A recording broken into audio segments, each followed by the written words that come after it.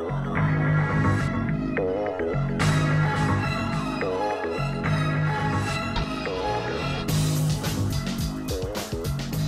does financial planning mean to you?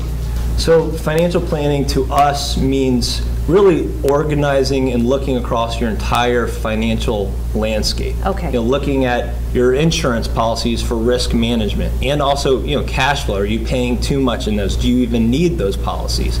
Looking at your investments are more the gas in the engine, if you will. That's what's going to get you from point A to point B, but you need to really have a roadmap of how to get there most efficiently. Looking at your taxes, I mentioned risk management, and really drilling down to college. I know Wendy spoke about college savings. Yes. Well, how much do you put into college versus your own retirement?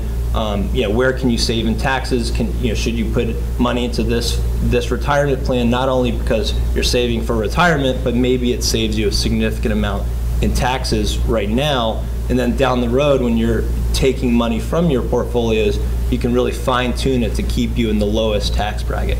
So it really encompasses everything that has to do with you financially, and it is a tough subject. I mean, some people don't like to talk about their finances. Many people don't think they're prepared, and they don't realize how prepared they are.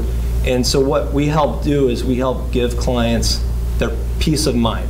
They come into our office, and we don't sugarcoat things. We want them to know, can you retire at 65, 63? In some cases, like Wendy mentioned, we have a client, she wasn't even sure she could retire at 70, and she was 63. She came in, she was a client of ours. We went over the review and we said, hey, you could retire tomorrow. I mean, you could call your employer and quit today, and you're fine for retirement. Great. That's and that fantastic. was a great.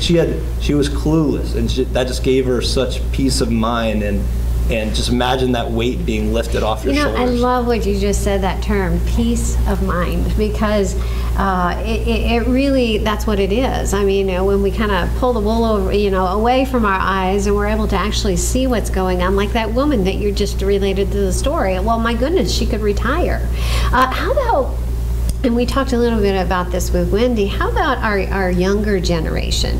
Financial planning, with regards to financial planning, for those, not necessarily even the younger generation, anybody who is not doing it now. Is financial planning for everyone, first of all? Absolutely. Okay. Financial planning is for everyone, and it doesn't mean you have to be wealthy. It's a matter of, and part of it, a big part of it is education. I mean, earlier you just get educated on cash flow. Should I be buying this item that's, or do I need this item? Right.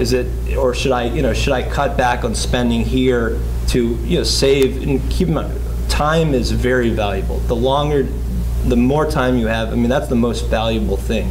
And so the earlier you start, the less you need to put in, because you have that time factor. If you start late, you might have to save a lot more. But any savings or retirement planning or financial planning is very important. The earlier you do it, the more you try to get educated. There's a lot of free sources out there, and the better you're going to be off. That makes tremendous sense. It really does. Yeah. So for people out there, they're listening to this and they're like, you know what, I'm not doing anything right now, and I agree, I need to do something.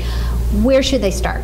What are a couple steps that they might just start to get their feet wet? One would be contact a local certified financial planner. Okay. You can look it up, cfp.net. They have a directory. I think you can look it up by and they region. Should be certified. Am I right? Yeah, certified financial planner. Just because I feel they have the education and to really advise you correctly.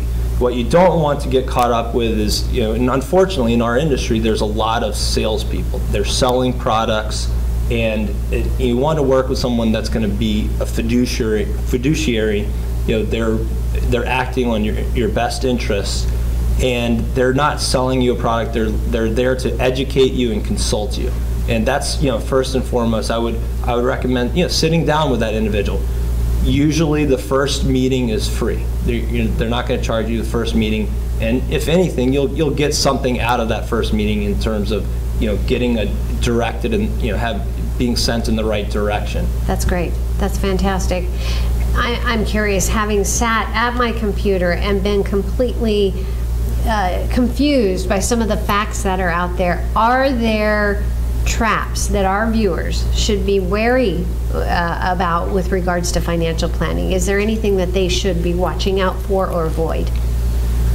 It's hard to say. I mean, every unique individual, and it depends on, there's so many things out there.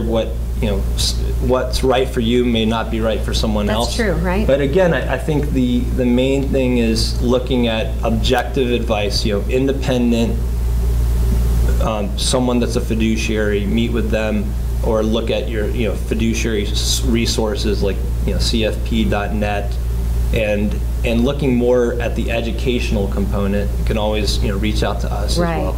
That's true. That's very true. So fiduciary, can you define that for us? Fiduciary is someone that's acting in your best interest over anything else. Not trying to sell you a product. Exactly. Okay. So a great example is, let's say, I'm an advisor and there's product A and product B. Yes. Same exact product. One, I make a 5% commission on.